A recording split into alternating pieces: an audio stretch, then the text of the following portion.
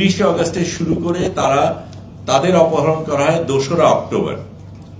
আমরা যাত্রা শুরু করি 30শে সেপ্টেম্বর এবং আমাদের অপহরণ করে 8ই অক্টোবর। আমাদের কিছু আগে, একদিন আগে আরো 8টা ছোট নৌকা এবং পরে আরো 2টো মাঝারি নৌকা রওনা দেয় আমাদের একদিন আগে। আমরা আরো দ্রুত যাই বলে আমরা তাদের সাথে এক জায়গায় পৌঁছে এক সময় অতিক্রম করি, কিন্তু সেটা কথা পরে বলবো। যেটা বলা দরকার সেটা হচ্ছে আমরা যেটাতে গিয়েছিলাম কনসিয়াস ফ্লোটিলা, এইটা সকল আজ পর্যন্ত যত ফ্লোটিলা হয়েছে তার মধ্যে সবচেয়ে বড়, সবচেয়ে বৃহৎ। আমি তুলনা করার জন্য যদি বলি, আমরা এর আগে সুমুদ ফ্লোটিলাতে প্রায় 50টা নৌকা ছিল, সেটাতে প্রায় 500 জন আরোহী ছিলেন। কাজে গড়ে 10 যদি বলি, আমাদের শুধু একা কনসিয়াসে 92 জন ছিলেন। কাজে অনেক বড় অন্যগুলির তুলনায়। এবং এটাতে প্রধানত ছিলেন সাংবাদিক এবং মানবাধিকার স্বাস্থ্যকর্মী। সেটার একটা বিশেষ কারণ ছিল, কারণ দুটো জিনিস। একটা হচ্ছে এই অবরোধের কারণে সাংবাদিকদের বিচরণ করতে দেওয়া হয়নি, ইসরায়েল সেটা বাধা দিয়েছে, এবং স্বাস্থ্যকর্মীদের কাজ করতে দেওয়া হয়নি, হাসপাতালকে আক্রমণ করা হয়েছে, মানবাধিকার স্বাস্থ্যকর্মীদের খুন করা হয়েছে, সেটা একটা। এবং এই মানুষগুলির যে কোনো যুদ্ধের পরিস্থিতির মধ্যে এই দুই দল পেশাজীবীদের কিন্তু অবাধ আসা যাওয়ার হওয়ার কথা, সেটা হচ্ছে না। এবং যেখানে ইসরায়েল তাদের নিজেদের মরাল আর্মি হিসাবে বলে, এটা ডেমোক্রেসি হিসাবে বলে, সেখানে আন্তর্জাতিক আইন এরা কিভাবে ভাঙছে প্রত্যেকটা মুহূর্তে এবং ভেঙে পার পেয়ে যাচ্ছে, সেটাকে আমাদের প্রশ্ন করার কথা ছিল।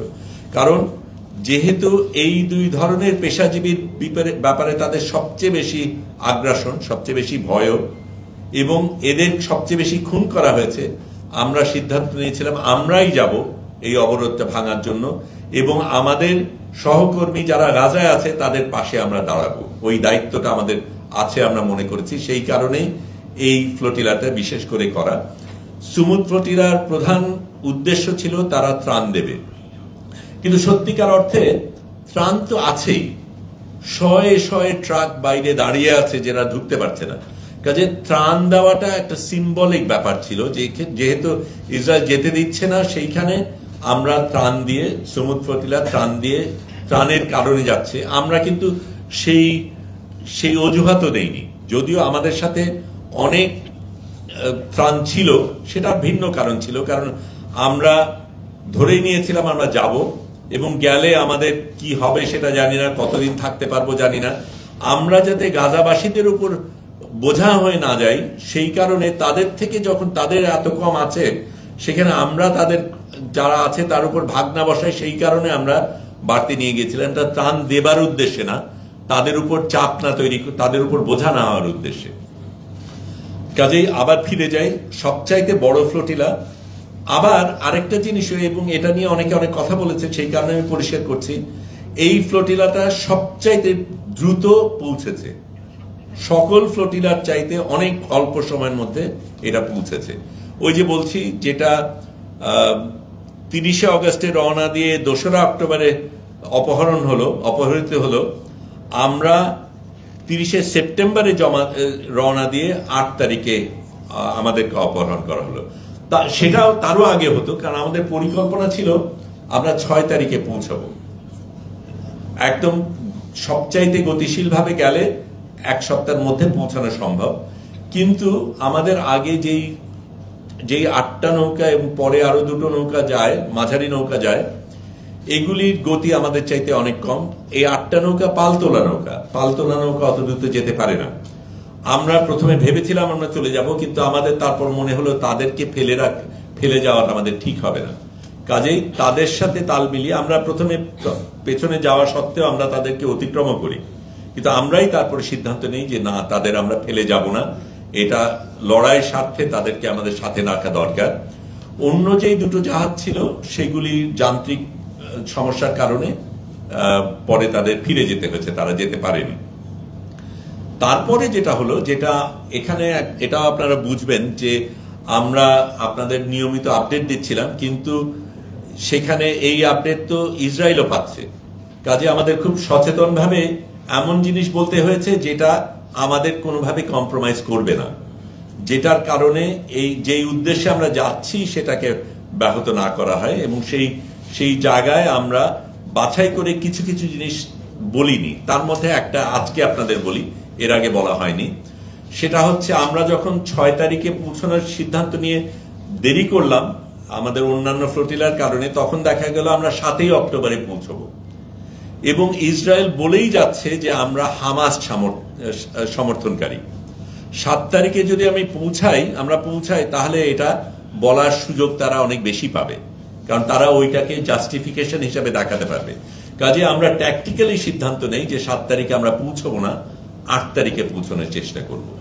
কাজে সেই হিসাবে আমরা বাড়তি একদিন ওইখানেই ছিলাম। কেউ কেউ দেখেওছেন যে আমরা ট্র্যাকারে দেখেছেন যে আমরা এক জায়গায় কিছুক্ষণ ছিলাম, ওই 7 তারিখে যাতে আমাদের না পৌঁছতে হয় সেটার কারণে।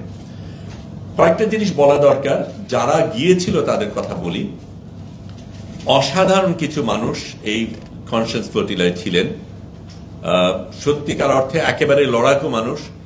হুয়াইদা আরাফ, যার সাথে আমি প্রথম যোগাযোগ করি, আমি পরে আপনাদের প্রশ্নের অন্য উত্তরগুলিও দেব, কিন্তু আমি শুধু জানানোর জন্য বলছি, তিনি কিন্তু প্রথম এই মাবি মারমারাতে ছিলেন যেখানে তার 10 জন সহকর্মী মারা যায়, তাকে হত্যা করা হয়, খুন করা হয়।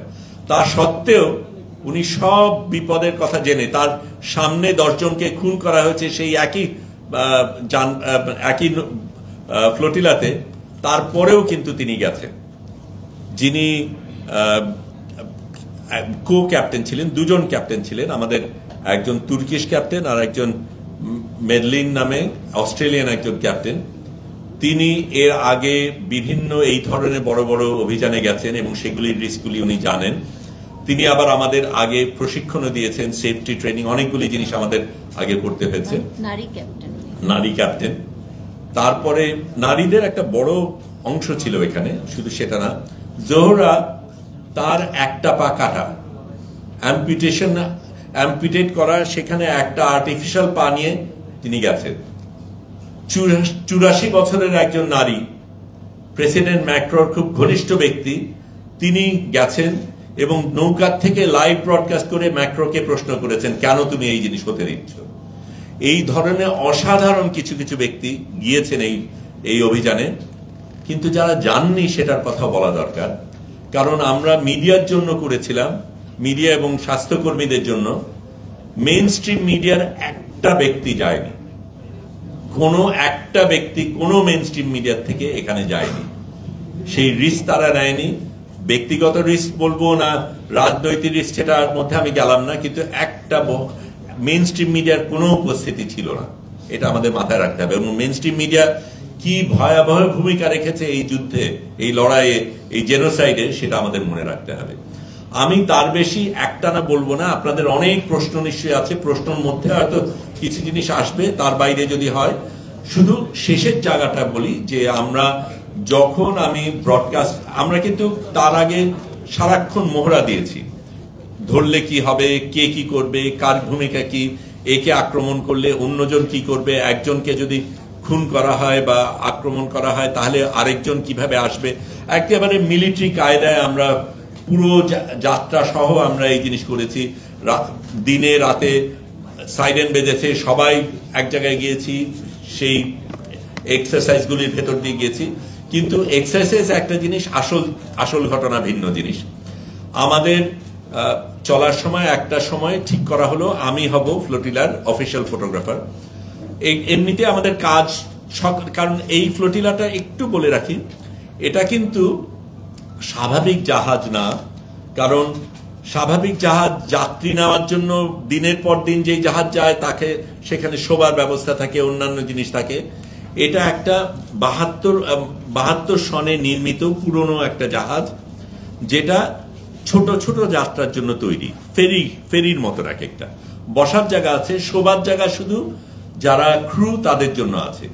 হঠাৎ করে প্রায় 100 জন মানুষ এখানে এসছে, আমাদের কারো শোবার জায়গায় নেই, শৌচাগার নেই, পানির ব্যবস্থা নেই, এতগুলি মানুষকে সামাল দেওয়ার মতন এই জাহাজ না। কিন্তু এই জাহাজটা আমরা পেয়েছি। এখানে আপনাদের প্রশ্ন থাকতে পারে, তাহলে আমরা এই জাহাজ নিলাম কেন?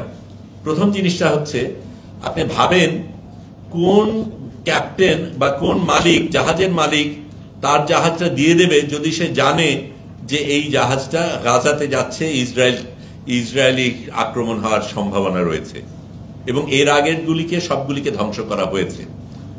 তারপরে তার চাইতে বেশি গুরুত্বপূর্ণ ক্রু।